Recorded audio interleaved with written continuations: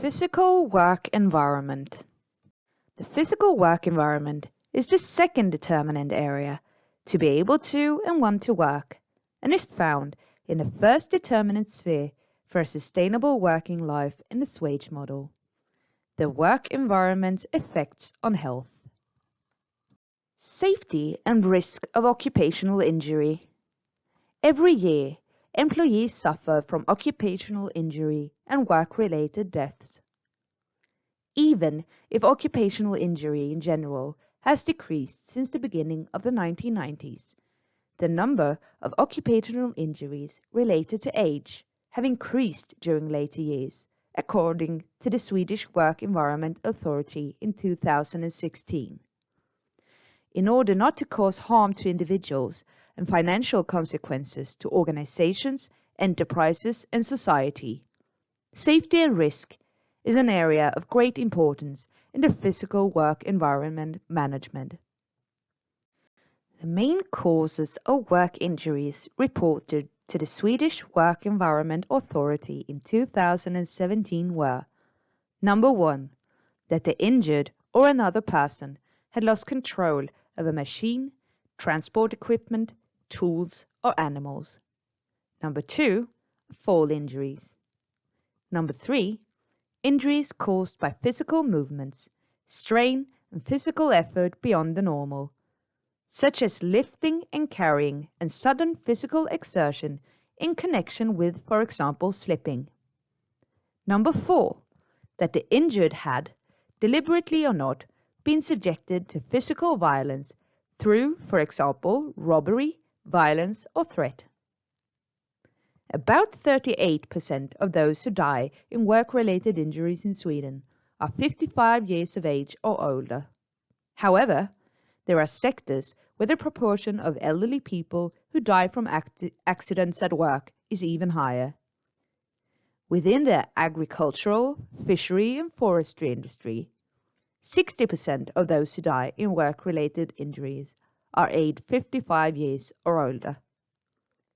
The proportion of people affected by occupational disease is also higher among older employees, since they have often been exposed to risks in the work environment for a longer period of time than younger employees have.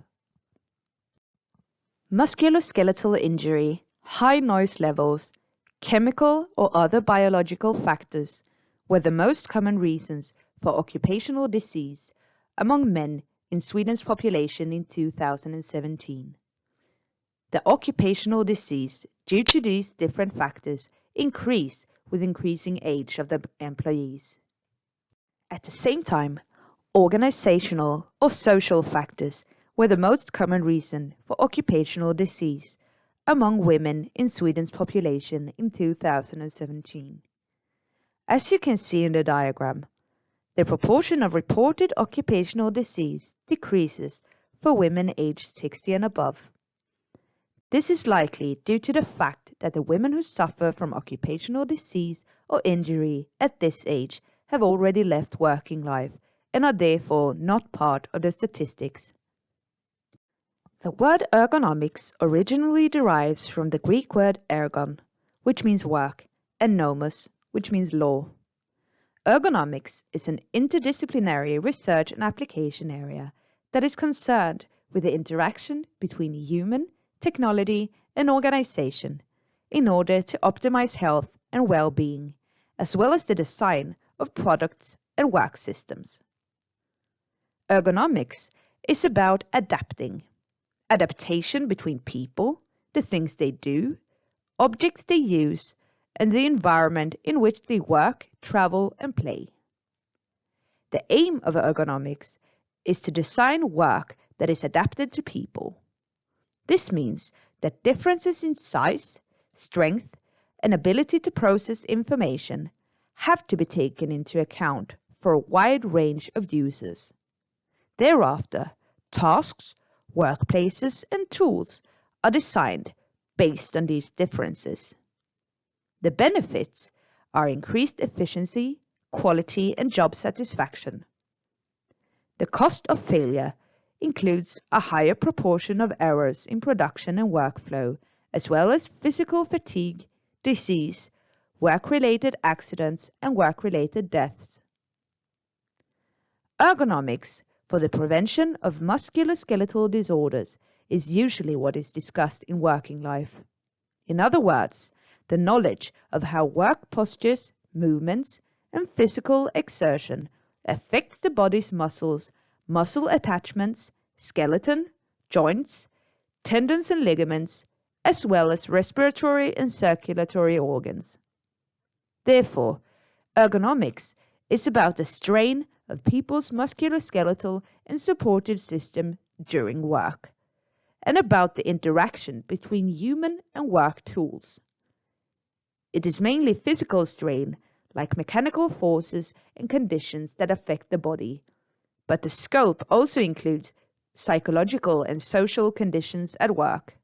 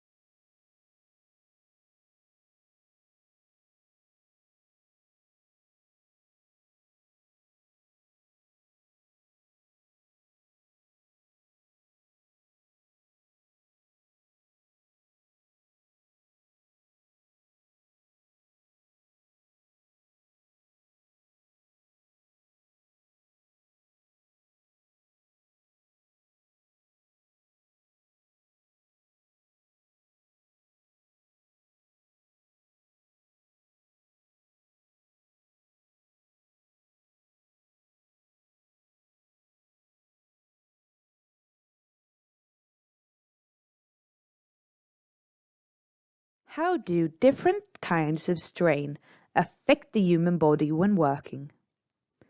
Work posture usually results in static strain of the musculoskeletal system.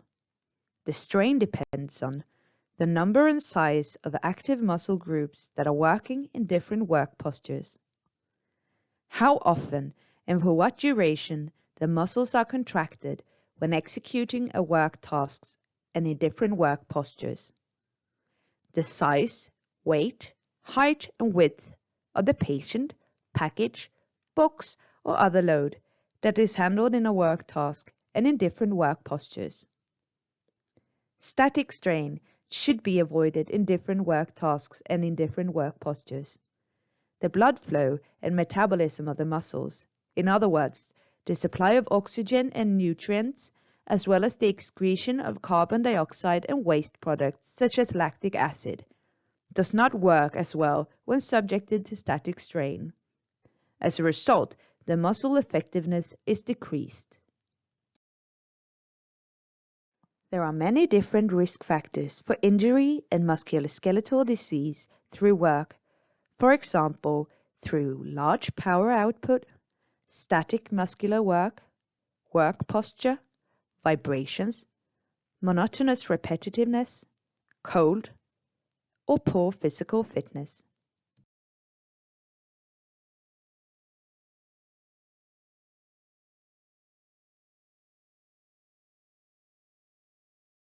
The design of work tasks, packages that should be managed, etc.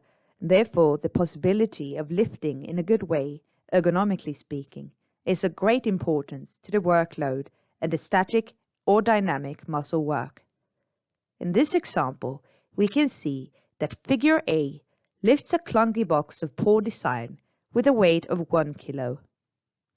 Figure B lifts a smaller box with a weight of 15 kilo that is better designed to be lifted close to the body.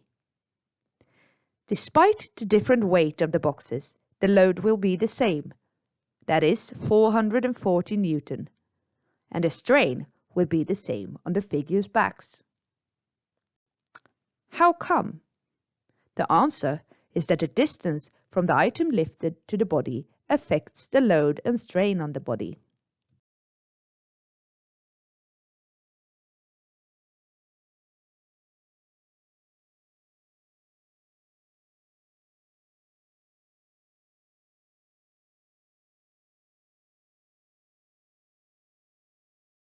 Here is another example. As you can see, there is a 500 Newton difference between lifting the same 10 kilo weight at a distance of 25 centimeters or 50 centimeters from the body. It is of great importance how far from or how close to the body one holds and lifts a load. The distance from the body will decide how great the load is, and consequently its tear on the skeleton, tendons, muscles, joints, and nerves. This is of utmost importance to consider when organizing, planning, and designing work and work tasks. Strain injuries and musculoskeletal disorders caused by work are common and present in occupations perceived as both physically demanding occupations with extensive heavy lifting and vibrations, and sedentary or stationary occupations with extensive sitting or standing, often monotonous, repetitive motions and static strain. It is of great importance to use ergonomic aids and tools present to avoid heavy lifting, monotonous repetitive motions, extensive vibration, and static strain.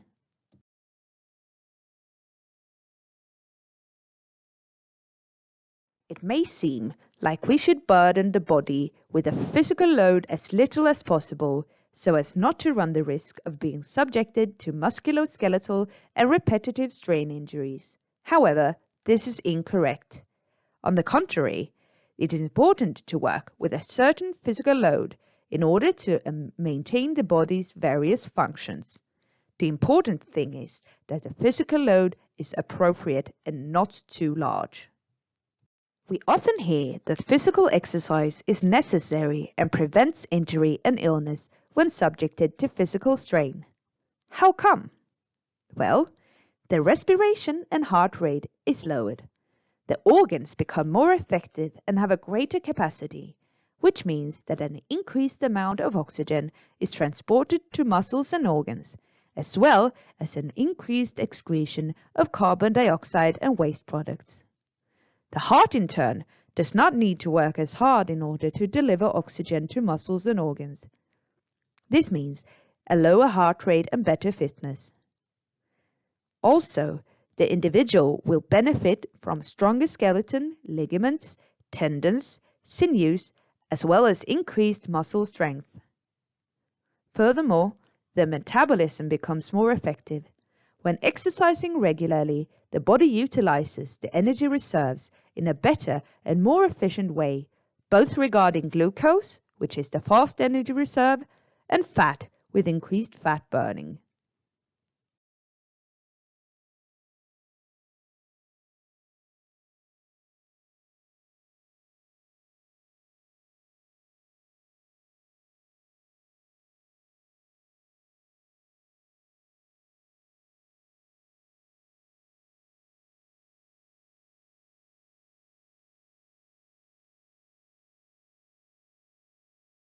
Physical load is positive.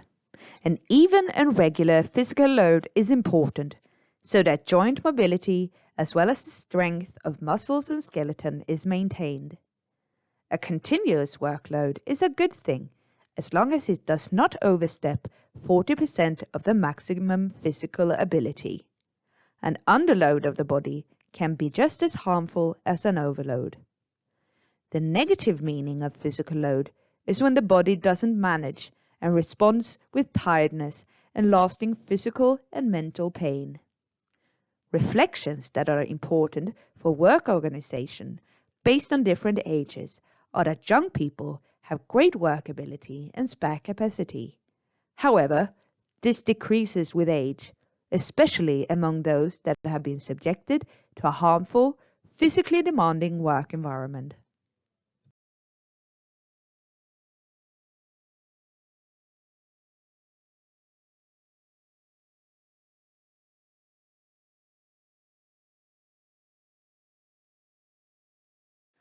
Please take a few moments to consider and reflect on the following questions. What does your physical work environment look like?